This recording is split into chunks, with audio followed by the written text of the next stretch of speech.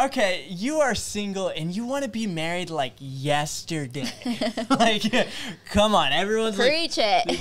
praying like, where's my future spouse, God? What are you doing? I'm ready. Why aren't you ready, God? But waiting on God is the best thing you can do. It's so important. It's the healthiest thing for you. So this idea of waiting on God is clearly exemplified with Abraham and Sarah. They wanted this promised child so Abraham could be the father of many nations, and it wasn't happening for like 25 years. And then finally, Sarah's like, hey, we got to take things into our own hands. God's not doing what he said. Let's just... You have sex with Haggai and have don't say sex. Okay, don't say sex. He did stuff. And Ishmael came about, which wasn't the promise. They tried to force the promise instead of waiting faith on the promise. And finally, God's like, okay, I'll bless Ishmael, but Isaac's who your lineage is going to be counted through. So waiting on God is the best thing you can do. So we have been there. We have been right where you are, waiting on God, and it can be so hard. I remember so hard. some years back, I was driving to work, and to get to work, I went to the city. So I was on some highways, and you know how you just pass the slow drivers and keep on trucking until you get to work, right? Not the case this day. One particular day, I was driving, and the Lord just softly spoke to me, get in the right lane. I was like, okay, is this a self-control test? Is this an obedience test? Like, what is this? What are you speaking today, God? And he just quietly spoke to me, stay in the slow lane. So I did, and I just waited to hear from him. I started seeing cars go by, of course. I'm behind a slow semi-truck. It's like the worst day ever, God. Why would you ask this of me? But these cars start going by, and the Lord just softly speaks again. Hey, those are your friends getting married.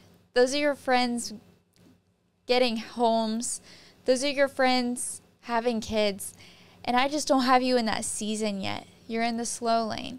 And the Lord asked me to stay in the slow lane all day, to work and back, just to let it burn in my memory, in my heart, that he was still with me in that season, and that he still had a purpose for me in that season.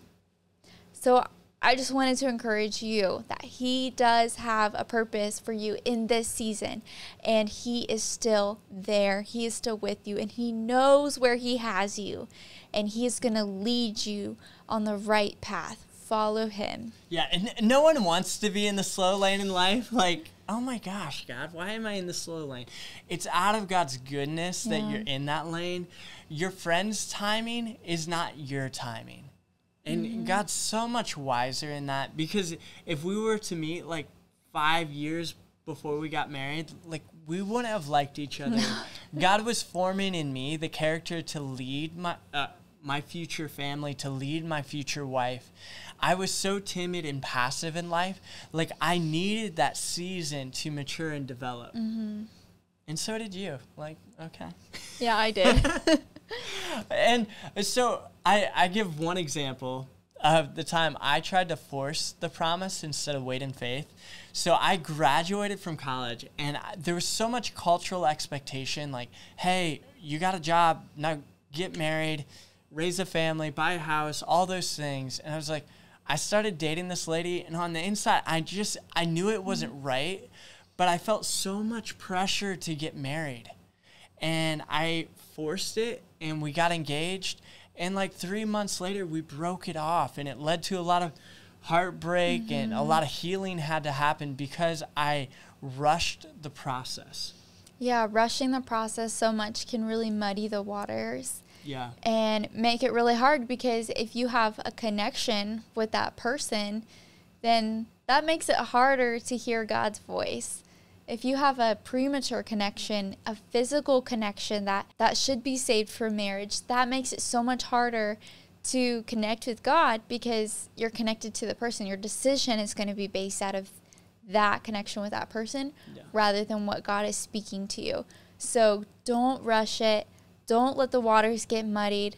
Trust God, because when the right person does come along, that person was worth waiting for. We can tell you 100%. You got to remember, David, when he was in the shepherd field, that was preparing him for the palace. Mm-hmm. You got to go through the process to be prepared for the promise.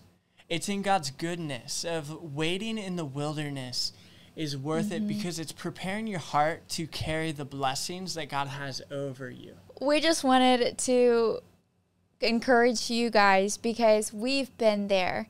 We got married at 26 and 31. 31 is like way too old. Like I wanted to be married in my early 20s. Yeah. So we've been there. We have felt your pain. We have felt your struggles, and we just wanted to encourage you that God does have a plan for you, and it's going to be awesome.